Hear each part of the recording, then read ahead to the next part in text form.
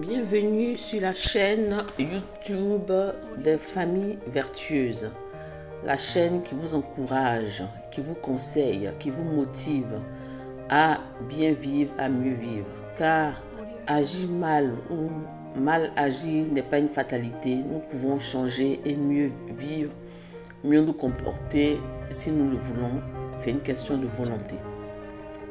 Aujourd'hui, je parlerai de ces personnes qui passent le temps à se comparer aux autres, à vivre sur le plan des autres, à être jaloux de l'évolution, de l'avancée, de la vie de l'autre, de ton prochain. Arrête de vivre selon ton prochain. Vis selon ta vie. Dieu t'a créé à son image. Dieu nous a créé chacun à notre image et il a établi une destinée pour chacun de nous. Tout le monde est important, tout le monde, chacun a sa part à faire sur cette terre. Le monde est vaste, le monde est grand, le monde est varié. Nous sommes dans ce monde pour l'éternité. C'est vrai que le passage sur la terre est court, et il est déterminé par un certain nombre d'années que nous ferons sur cette terre, mais la vie de l'homme est éternelle. Bon, c'est un peu plus profond que ça, peut-être qu'on aura l'occasion de parler de ça une prochaine fois dans une prochaine vidéo.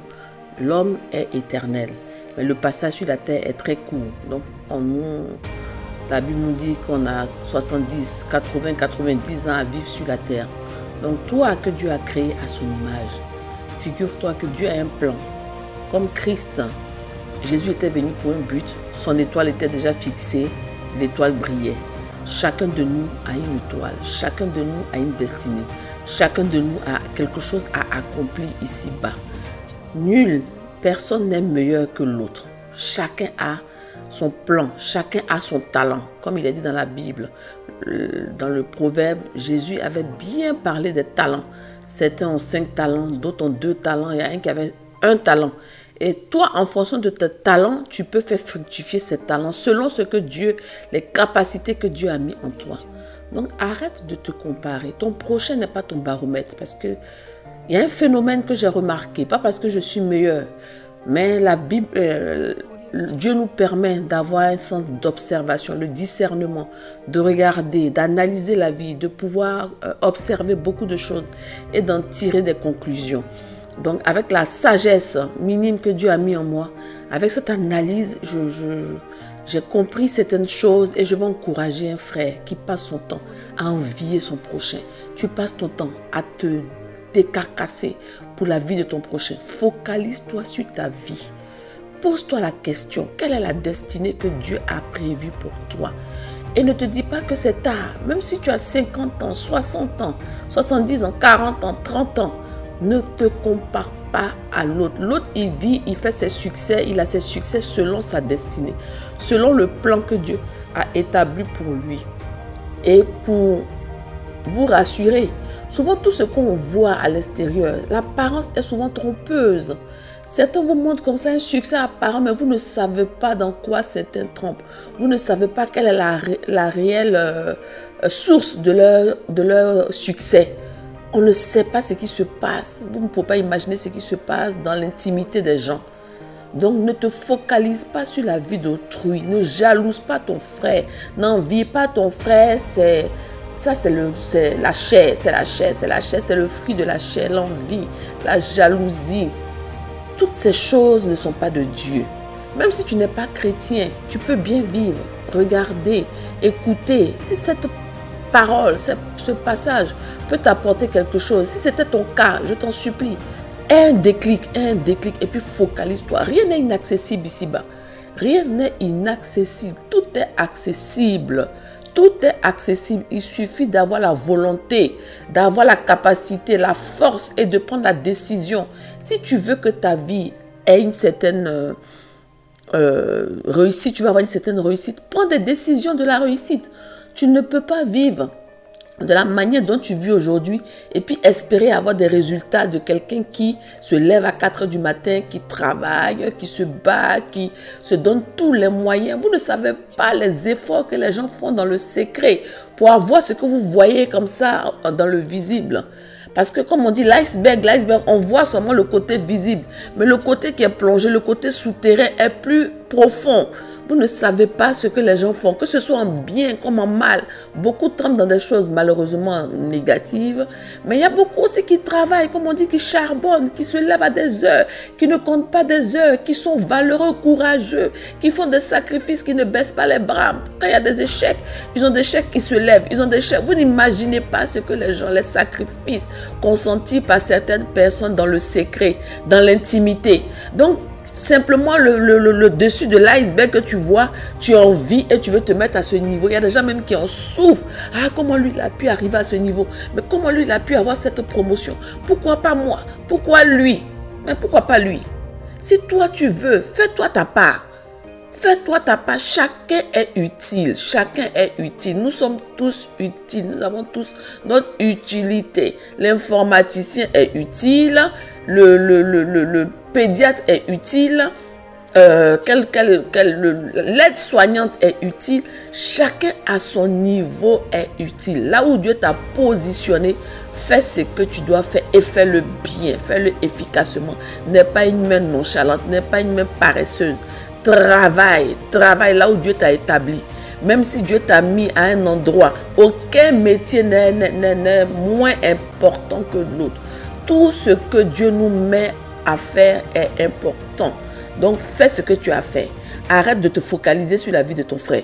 Quand tu te focalises sur la vie de ton frère, c'est une manière de dire, mais Dieu, pourquoi tu as créé l'autre mieux que moi? C'est une manière de dire à Dieu, mais moi, tu m'as moins créé, tu m'as moins mieux nanti. Moi, tu m'as moins favorisé. C'est une manière d'accuser Dieu quand tu passes ton temps à te comparer aux autres. Il y a des personnes qui se rendent malades parce que telle personne a pu s'acheter une voiture. Ou bien, et ce phénomène aussi, c'est une question de jalousie. On arrive à un certain niveau, on ne veut pas, surtout nous les Bantous, le peuple la Bantou, pour ceux qui comprennent, ils comprendront. On n'aime pas que l'autre évolue. Quand on arrive à une ligne, on est les seuls. On veut être les seuls arbres, comme je dis souvent, les seuls arbres de la forêt. Le baobab, vous voyez, dans la savane, il y a un baobab là, un baobab de l'autre côté là-bas. Alors que la savane n'a pas les mêmes caractéristiques que la forêt. Vous voyez un peu la forêt, on dit la forêt, souvent la forêt c'est le poumon, l'oxygène de la terre. Parce que dans la forêt, il y a divers végétaux, il y a diverses choses et il y a beaucoup de mouvements, il y a beaucoup de richesses dans la forêt, mieux que la savane. La savane aussi a ses avantages, mais la forêt a beaucoup plus d'avantages que la forêt, que la savane, excusez-moi. Donc, toi qui arrives à une ligne, si tu veux rester à cette ligne, reste à ta ligne là où tu es arrivé. Mais celui qui est en train de se battre, qui veut mieux, celui qui est en train de se battre, qui veut... Parce que quand tu te bats, quand tu te donnes les moyens, Dieu te bénit, tu avances. Parce qu'avec Dieu, c'est coudé par coudé. Donc, celui qui a envie de se battre, qui se donne les moyens, qui ne dort pas, qui charbonne et qui avance, quel est toi ton problème? Donc, parce que le souci aujourd'hui de notre peuple bantou, ce n'est pas que l'autre évolue, il ne faudrait pas que l'autre le dépasse. Parce qu'on arrive à arrive à un certain niveau, et quand on arrive à ce niveau-là, on est satisfait de sa position. Si toi tu es satisfait de ta position, et on veut que tous les autres restent derrière, mais celui que Dieu a béni, celui qui se bat, et que Dieu bénit à arriver un peu plus loin, qui a pu avoir des moyens d'arriver un peu plus loin. La Bible même dit que toutes les richesses viennent de Dieu. Ce n'est pas que quand on est enfant de Dieu, mais on est tous créatures de Dieu ici-bas. Même ceux qui ne veulent pas croire en Dieu, je vous dis, vous êtes tous créatures de Dieu. Si on n'était pas créatures de Dieu, il y a certaines bénédictions que Dieu permet que certains n'auront pas. Mais nous sommes tous bénis, on a des bénédictions généralisées. Il y a des particularités aussi que Dieu permet à ceux aussi qui se donnent à un certain niveau. Il y a des faveurs de Dieu. Dieu se donne certaines faveurs en fonction de certains sacrifices que Dieu consent, que certaines personnes consentent. Dieu aussi permet certaines faveurs. Donc si toi tu arrives à une ligne, que cette ligne-là te correspond, cette ligne-là te va, tu arrives à un niveau, ce niveau toi, tu trouves que tu es arrivé à un niveau où toi tu es arrivé à ton va-tout, tu ne veux plus avancer. Celui qui veut avancer, celui que Dieu bénit, celui que Dieu permet de prospérer. Mais quel est ton problème? Pourquoi est-ce que c'est l'autre qui est ton baromètre? Ton prochain ne doit pas être ton baromètre. Ton prochain ne doit pas être ton baromètre. Réjouissons-nous du succès d'autrui. Réjouissons-nous. Observez un peu. Quand certaines, surtout nous dans nos milieux, quand certaines personnes sont bénies, Quand tu as des malheurs, c'est vrai, tu seras encouragé.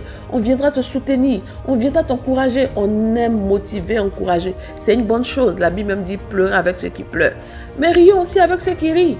Réjouissons-nous avec ceux qui se réjouissent. Regardez un peu quand tu vas même faire une petite fête chez toi, mais Dieu t'a béni, venez et tout. Ah non, il veut jouer au païen. Oh non, c'est pas spirituel. Non, c'est la jalousie. C'est la jalousie. On n'aime pas se réjouir du bonheur de l'autre. On n'aime pas se réjouir du succès de l'autre. Parce qu'on veut être celui qui a un peu la tête sortie un peu de l'eau. Il ne veut pas que l'autre avance. Il ne veut pas que l'autre évolue. Il ne veut pas que l'autre prospère. Il ne veut pas que l'autre soit au niveau plus élevé que lui. Parce qu'on veut être les seuls. Mais au contraire, regardez un peu la forêt. La forêt a diverses espèces d'arbres. De grands arbres divers et variés. Et c'est ce qui permet à la forêt d'être forêt. C'est ce qui permet à la forêt d'être puissante. C'est ce qui permet à la forêt de pouvoir être, comme on dit, le poumon du monde, de pouvoir donner l'oxygène partout. Mais si toi seul, tu veux être le seul qui est élevé, le seul qu'on voit, le seul, toujours toi, toujours toi, toujours toi. Ça ne veut pas dire que les autres n'ont pas aussi des capacités, de compétences et de talents que Dieu a mis en eux. Et souvent, on veut étouffer. On veut étouffer. Quand on voit que l'autre veut avancer un peu, on étouffe. On trouve tous les moyens. La jalousie, on va parler de l'autre. On va s'aimer vraiment. C'est méchant. Changeons, changeons, changeons. Ce n'est pas de Dieu. Dieu n'aime pas ce genre de comportement. Dieu n'aime pas ce genre de comportement. Et comme je dis, nous pensons que quand nous faisons, Dieu ne voit pas. Nous pensons que quand nous faisons, on se justifie. Mais Dieu voit ce que tu fais. Et tu vas payer. Si tu ne payes pas, tes enfants vont payer. Parce que Dieu, la Bible dit, les bénédictions, là, c'est jusqu'à 1000 générations, mais les malédictions, jusqu'à la 4e génération. Donc, pense aussi à ta progéniture. Les choses arriveront souvent à ta progéniture que la progéniture ne comprendra pas. Si tu n'as pas eu la sagesse de briser, de couper les liens par la prière, certaines choses arriveront. Donc, pense un peu quand tu agis.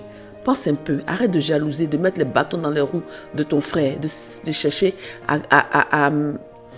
à s'aimer le désordre dans la vie de ton frère juste par jalousie. Ton frère n'est pas ton baromètre.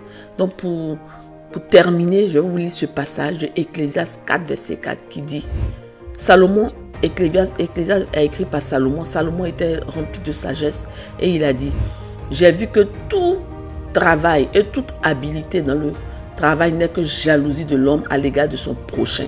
C'est encore là une vanité et la poursuite du vent. Voilà, donc ce que je viens de dire, c'est pas que je suis mauvaise langue et que j'ai envie de critiquer et que j'ai envie de parler mal de mon prochain. Arrêtons d'être hypocrite. Il y a des réalités qu'on vit, nous le voyons dans nos milieux partout, nous le voyons. Et c'est pas la peine de faire semblant. Donc, comme je dis souvent, je parle à quelqu'un à qui ça peut toucher. Tu es dans cette condition-là. Même si ça peut toucher une personne et puis elle peut avoir un déclic pour se dire, ah, c'est vrai, c'est mon cas, je vais changer. Dieu m'a créé pour ma destinée. Moi, je vais me focaliser sur moi. Je vais me focaliser sur ma carrière. Je vais me focaliser sur mon talent. Mon prochain peut être vraiment une motivation pour moi. Le prochain peut me motiver. Ah, celui-là, il est parti de rien, il a travaillé, regarde où il est. Ça peut être une motivation pour moi, mais ce n'est pas une concurrence, pas une jalousie. Ce n'est que la vanité. Comme le dit Ecclésiaste 4, verset 4. Donc, ce n'est pas moi qui invente. Toute habilité dans le travail n'est que jalousie de l'homme à l'égard de son prochain. C'est encore là une vanité et la poursuite du vent. Donc arrêtons cette vanité et la poursuite du vent. Tu passes ton temps à être jaloux de ton prochain. Tout le travail que tu te donnes, c'est pour être plus que l'autre, faire plus que l'autre, écraser l'autre, effacer l'autre, éteindre l'autre, aller parler mal de l'autre pour ne pas que son travail soit vu. Ce n'est que vanité et poursuite du vent. Poursuis ta vie, poursuis ta destinée, s'il te plaît. Poursuis ta destinée. Tu as une grande destinée que Dieu a établie pour toi. Dieu a établi une destinée pour toi. Dieu a établi une destinée pour toi. N'est pas une vie de vanité et de poursuite du vent. Est une vie focalisée sur le plan que Dieu a établi pour toi. Et tu verras là où Dieu va te mener. Que Dieu te bénisse et que vraiment ce message puisse te faire du bien. Si ça ne te fait pas du bien, passe ton chemin s'il te plaît. Tu n'es pas obligé d'écouter. Si ça peut te faire du bien, gloire à Dieu. Que Dieu bénisse ses enfants. Simplement pour encourager quelqu'un à changer. Pas qu'on est meilleur, mais nous tous, on essaie de faire bien pour la gloire de Dieu. Que Dieu nous bénisse.